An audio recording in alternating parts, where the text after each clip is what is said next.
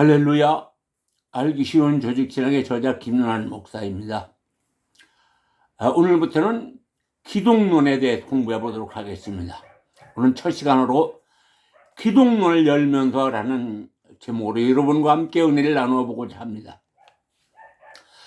우리는 지금까지 서론, 신론, 인간론을 배우면서 조직신학이 신학의 핵심임을 알고 믿어야 한다는 사실을 조금은 깨달았을 줄로 압니다. 그렇다면 이제 배워야 할 기독론은 기독사상의 핵심입니다. 올바른 교리를 배워야 신앙 무장을 할 수 있기 때문에 하는 말입니다. 갈라디아서 3장 25절 말씀은 믿음이 온 후로는 우리는 몽학선 생활에 있지 아니하도다. 그렇습니다. 몽학선생은 구약을 일컫는 말이므로 말씀처럼 지난날에 얽매이지 말고 미래를 향하여 기독론을 배워야 합니다. 빌립보서 3장 13절 14절 말씀 보면 뒤에 있는 것은 잊어버리고 앞에 있는 것을 잡으려고 표대를 향하여 그리스도 예수 안에서 하나님 위에서 부르신 부름의 상을 받기 위하여 달려가노라 라고 했습니다. 기독론은 미래에 이루어질 일들을 오늘 우리의 삶을 통하여 보여주고 있다고 하겠습니다. 그러므로 지나온 날들 때문에 시간을 소진하지 말고 미래를 향하여 오늘을 성령의 가르침을 지혜로 활용하여 미래를 개척해야 한다는 원리입니다. 로마서 8장 18절 말씀을 보면은 생각한데 오늘의 고난은 장차 우리에게 나타날 영광과 족기 비교할 수 없도다. 그렇습니다. 지도자들은 자기 욕망을 이루려 하지 말고 예수님의 가르침대로 낮은 자세로 희생의 본을 보일 때 훗날 구원받을 인물로 기록하게 될 것입니다. 스스로 제사장이라고 말하는 목사님들, 주님의 교훈을 가슴에 새기고 사도들의 삶을 바라보며 성도들을 인도하시기 바라면서 기독론을 열어보고자 합니다. 첫 번째, 성경에 대한 바른 지식을 가르쳐야 미래를 엽니다. 우리나라 기독교 역사 130년이 넘었고 한때는 1200명이 넘는 개신교인이 있다고 하면서 우리나라가 제2의 이스라엘이니 기독교 국가이니 하였지만 불과 몇 년 사이에 지금은 600만여 명이라고 이런 절반으로 떨어졌답니다. 이런 소식을 접한 저는 초대교회 기독교의 종주국이었던 아프리카의 기독교가 멸절된 이유가 신비주의와 기복신앙이 가져온 결과라는 사실이 우리의 현실이 될 수도 있다는 절박함이 저만의 기우였으면 하는 마음입니다. 지도자들이 잘못된 가르침으로 인하여 교리가 바로 서지 못한 우리의 현실이 오늘의 결과를 가져왔다고 저는 생각합니다. 요한복음 10장 3절 영생은 참 유일하신 하나님과 그 보낸 자 예수 그리스도를 아는 것이다 라고 했습니다. 이 말씀을 묵상해 봅니다. 그런데 우리는 어떻게 성도들을 가르치고 인도하였습니까? 어느 날 저는 수십만 명을 모아놓고 목회를 한 유명한 목사님이 성도들에게 설교하는 방송을 내가 직접 들었습니다. 그 목사님은 자기의 간증을 하면서 환상을 보는데 큰 회오리 바람에 이끌려 큰 구름으로 들어가는데 한참을 들어가다 보니 너무 무시무시한 지옥이더랍니다.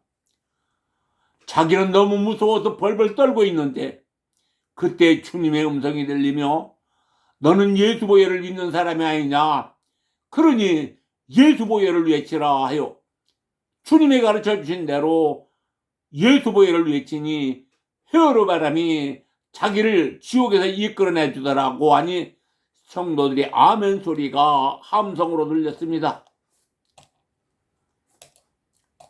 그러나 목사님의 간증을 하려면 적어도 성경적으로 해야 한다고 생각합니다.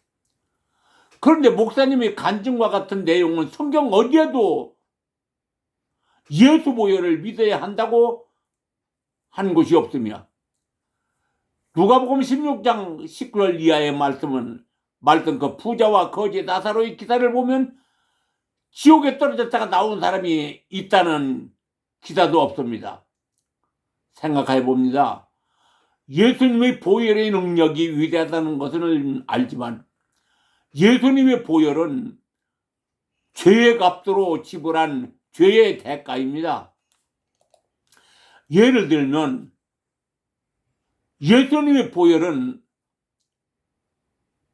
사형 선고를 받고 교도소에 소감되어 언제 사형이 집행될지 모르고 있는 사형수를, 귀중한 그 말을 죄의 값들어 주고 사형수를 무죄로 석방하여 자유를 얻었다고 하면 사형수는 자기를 구해준 사람이 소중합니까? 아니면 죄의 값들어 준 금화가 소중합니까?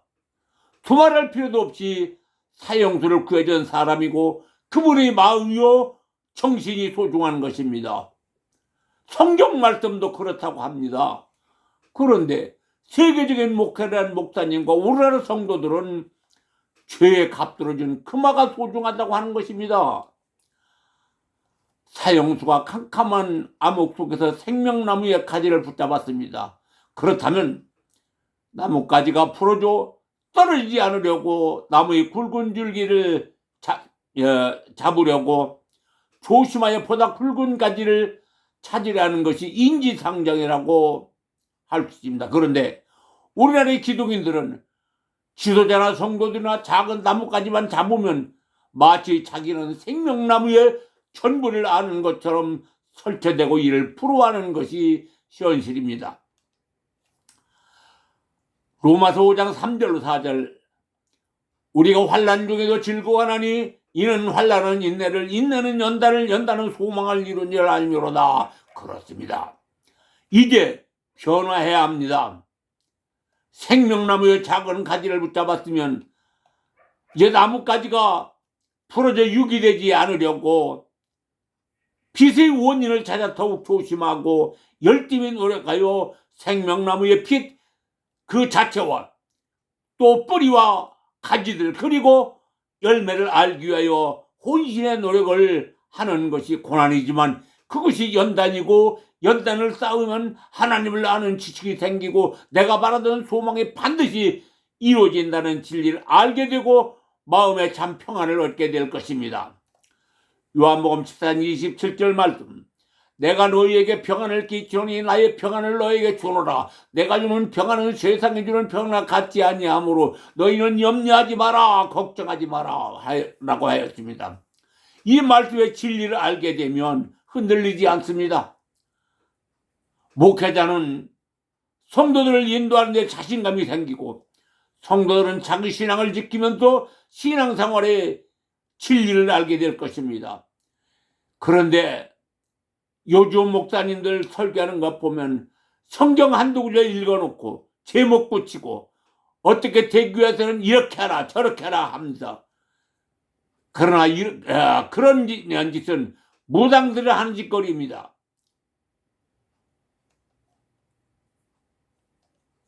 목사는 예수와 예수님의 말씀을 가르치는 것이 목사의 직무라는 것을 직제해야 합니다.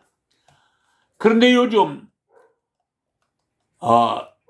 우리 개신교 잘 나간다는 유명한 목사님들 매스컴 타는 모습을 보면 목사님인지 정치꾼인지 야당꾼인지 분별하기가 어렵습니다. 집회를 인도하면서 자기 하고 싶은 정치 이야기나 또는 남녀간의 이야기 실컷 하고서 성경 구절을 끌어다 붙이고 자기 말을 성경 말씀으로 정당화합니다.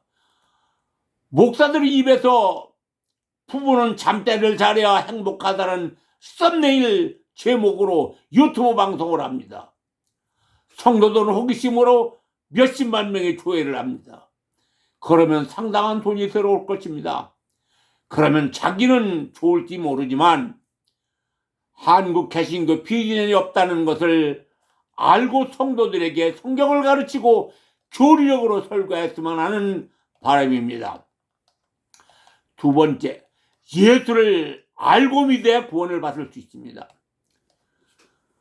우리나라처럼 여러 가지 종교가 다원화되어 있고 토속 종교가 뿌리를 내린 곳에서는 서로가 배려하는 마음에서 전도를 해야 살아남을 수가 있기에 나와 다른 종교는 적대적으로 대척점에서 대치하면 공멸할 수밖에 없습니다. 예수를 믿는다고 하면서도 신비주의와 기복진앙에 매몰되어 믿음의 진리를 전부 다 아는 것처럼 나와 다른 종교는 대척점에서 바라보는 목사나 이를 따르는 성도들이 많이 있다는 것은 그만큼 개신교의 발전을 저해한다는 사실입니다.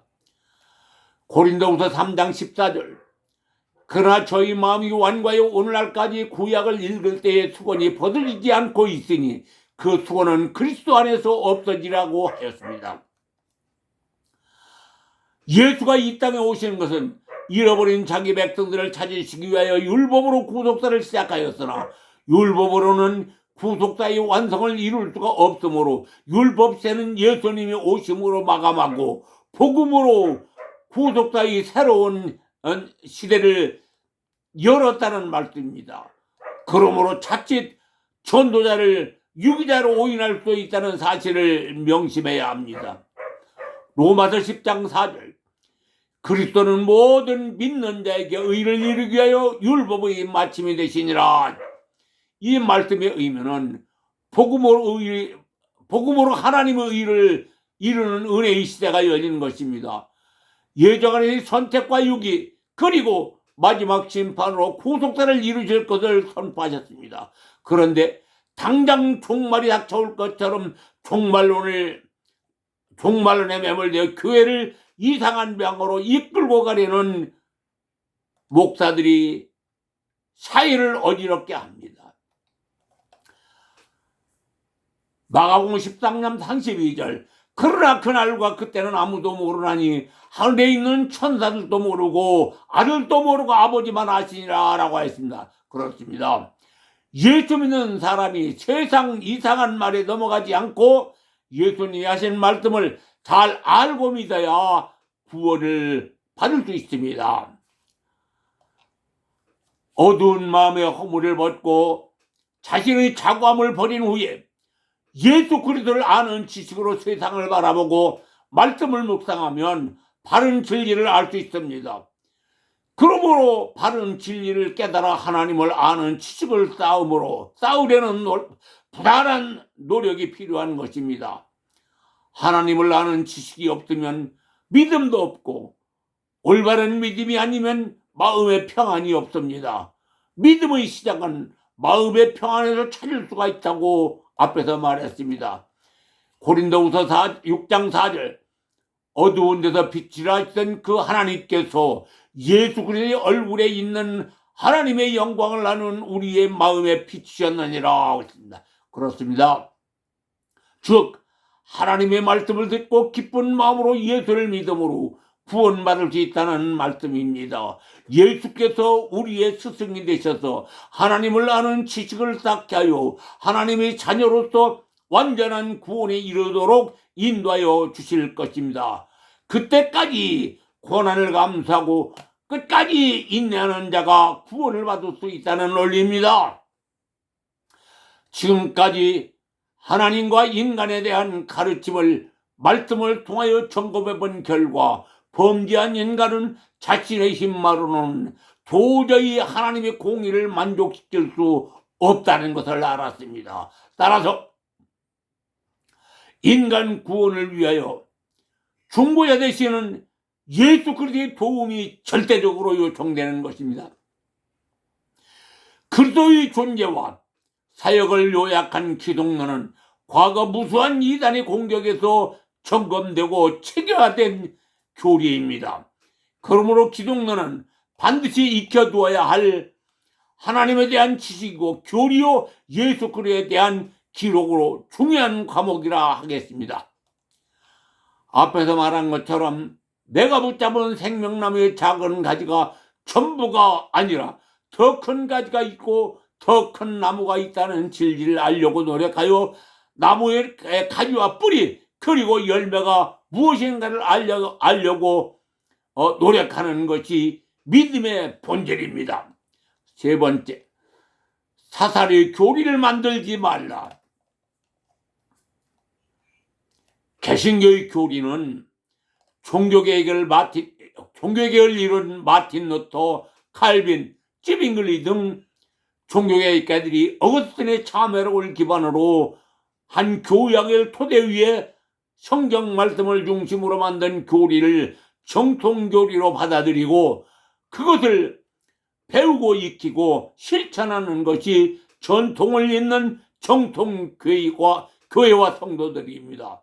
그런데도 자기가 하나님의 은사를 많이 받았다는 이유로 정통교리를 넘어서 달리 교리를 만드는 행위는 교주 중심인 이단들의 행위이기에 신자들이 교리를 위해서 희생합니다. 근래 TV 강단이나 유튜브에서 조직신학 중 인간론을 강론하는 황보 목사의 인간론 강론 내용을 듣고 이거는 아닌데 하는 생각을 하였습니다. 그 목사님의 강론 내용은 데살로니가전서 5장 23절 말씀을 들어 인간이 세 부분이라는 내용으로 인간은 영혼, 몸의 세 부분이라는 3분설로 창조된 것이라면서 인간론을 장황하게 강조하였습니다. 그러나 데살로니가전서 5장 23절 평강의 하나님이 친히 너희로 온전히 거룩하게 하시고 또 너희 온 영과 혼과 몸이 우리 주 예수 그리스도 강림하실 때에 흠없게 보존되기를 원하노라 하신 이 말씀은 문막생 사도 바울이 데살로니가를 떠나면서 성도들에게 남기는 인사말로 주님 재림하실 때까지 신자들은 빛의 자녀로서 어려움을 당한다더라도 좌절하지 말고 믿음으로 구별받은 사람들로서 끝까지 거룩한 자의 삶을 지키라는 의미이지 바울이 사람은 영과 혼과 육인 세 부부로 창조된 것이라고 하는 말씀이 아닙니다. 목사님들은 성경 말씀을 자기가 사회에서 배운 지식을 이용하여 말씀을 의역하지 말고 성경 말씀을 과연 어떻게 해석하는 것이 영적이고 성경에서 일탈하지 않는 하나님의 말씀인가를 헤아려보는 해안이 있어야 합니다. 세계적인 목회를 하신 어느 유명한 목사님은 요한 3서 2절 사랑하는 자여 내 영혼이 잘됨 같이 내가 범사에 잘되고 강건하기를 내가 간구하노라 하신 이 말씀을 인간은 하나님이 지으신 최고의 걸작품인데 마귀에게 속아 영혼 육 삼중 재앙에 빠졌다. 그러나 예수 부활 공로 의지하면 삼중 축복 회복되고 천국에 갈 수 있습니다 라고 설교합니다. 그리고 이 말씀을 인용하여 성령 충만 축복 치유 재림이라고 정의하고 생각, 꿈, 말, 믿음이라는 4차원 영성신학이라는 교리를 만들어 대학원 과정에서 가르치고 이수한 자에게 목사 안수를 준다고 하였습니다. 그러나 도대체 삼중재앙, 삼중축복과 4차원 영성신학이라는 교리가 믿음의 결국인 영혼구원과 무슨 관계가 있다는 것인지 요한 3서 2절 말씀은 영혼이 잘 되어야 육신도 건강하고 범사에 잘 된다는 말씀이지 삼중재앙이나 삼중축복 그리고 4차원 영성신학과 어떻게 연관성이 있는지 알 수가 없습니다. 마태복음 11장 7절 9절 말씀 저희가 떠나매 예수께서 우리에게 요한에 대하여 말씀하시되 너희가 무엇을 버리고 광야에 나갔더냐? 바람에 흔들리는 갈대냐? 그러면 너희가 무엇을 버리고 나갔더냐? 부드러운 옷을 입은 사람이냐? 부드러운 옷을 입은 사람들은 왕국에 있느니라. 그러면 너희가 어찌하여 나갔더냐? 선지자를 보려느냐? 옳다. 내가 너희에게 이르노니 선지자보다 나은 자니라. 이 말씀은 세례 요한이 하나님의 아들인 예수께 세례를 주고 아마도 자만심에 빠져 헤롯 왕의 동생의 아내를 취하여 사는 것이 잘못이라고 바른 말을 하였다가 헤롯 왕의 노여움을 사 감옥에 갇히는 신세가 되고 죽음이 임박하여 오자 제자들을 예수께 보내어 여짜오되 오실 그이가 당신이 오니까 하고 묻습니다. 이는 즉 당신이 하나님의 아들이오니까 그렇다면 당신께 세례를 베푼 우리 선생님을 살려주십시오라는 의미가 담겨 있다는 말입니다. 그런데 예수님의 대답을 생각하여 봅니다. 너희가 무엇을 버리고 광야에 나갔더냐? 바람에 흔들리는 갈대냐? 이 말씀의 의미는 너희가 무엇을 하려고 목사가 되었느냐? 광야는 이스라엘의 40년 동안 광야에서 생활했던 것처럼 목사는 즉 고난의 길을 걸어야 하지 바람에 흔들리는 갈대처럼 의지가 없으면 안 된다는 논리입니다. 또 너희가 무엇을 버리고 나갔더냐? 부드러운 옷을 입은 사람이냐? 부드러운 옷을 입은 사람은 왕궁에 있느니라. 이 말씀의 의미는 돈을 벌려면 사업을 하고 권력이 그리우면 정치를 하면 됩니다. 목사는 돈이나 여자, 권력에 탐욕을 부리지 말고 예수 그리스도를 바르게 아는, 바르게 배우고 숙지하는 노력을 하여야 한다는 논리입니다. 예수 믿고 영원한 세상을 향하여 믿음으로 사는 사람들의 생각은 달라야 합니다. 육신의 연락을 위하여 삼중 축복이나 육신의 연락보다는 비록 고난의 길을 선택했을지라도 끝까지 가겠다는 믿음의 의지가 있어야 영혼 구원을 이룹니다. 저는 앞에서 영혼은 지성과 의지라고 말한 바 있습니다. 그러므로 영혼 구원을 위한 믿음이라면 지성과 의지로 고난을 극복하고 이상한 말을 만들어내지 말고 기독론을 바르게 숙지하면 하고자 하는 말과 행함을 성령님이 인도하실 것입니다. 사랑하는 성도 여러분, 그리고 목회자 여러분, 기독론을 바르게 알고 배워서 설사 고난이 있다고 하더라도 예수 그리스도를 아는 지식으로 무장하여 믿음의 결국을 이루시기를 예수님의 이름으로 축원하여 드립니다. 오늘은 여기까지만 하겠습니다. 지금까지 김연한 목사였습니다.